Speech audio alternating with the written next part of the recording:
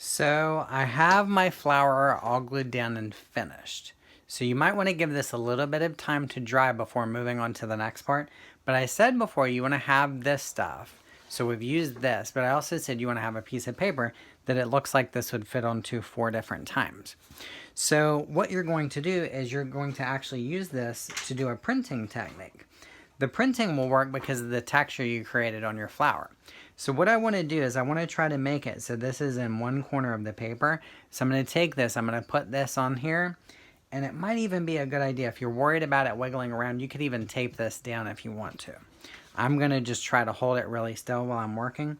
So I'm going to place this over it so I can feel that it's underneath there. I know it's underneath that corner. Then I'm going to take a crayon that does not have paper on it. So this has already been peeled off.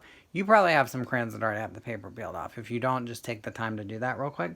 But I'm going to hold this still, and what I'm going to do is I'm going to rub the crayon on its side so it will go over the texture, and it will actually show my flower that's underneath. Now what we want to do is we want to have a series. So I have to be careful not to let this move around underneath the paper. I want to have a series, so what I'm going to do is I'm going to print this again. So I'm going to move it down so it would be in the corner under this one, and I'm going to fit it right on top of it.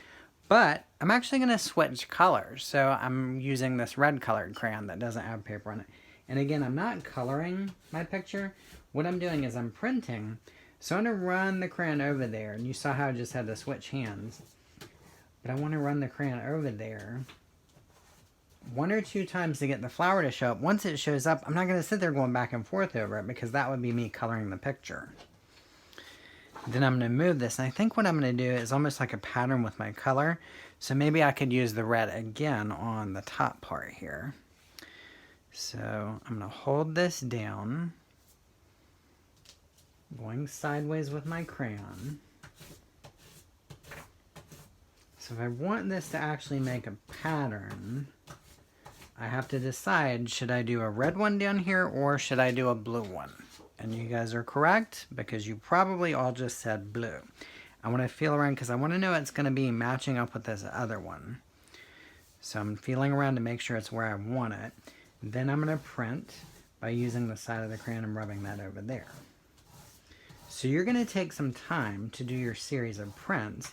And in the next video, I'm going to show you how you can go in here and do even more with it.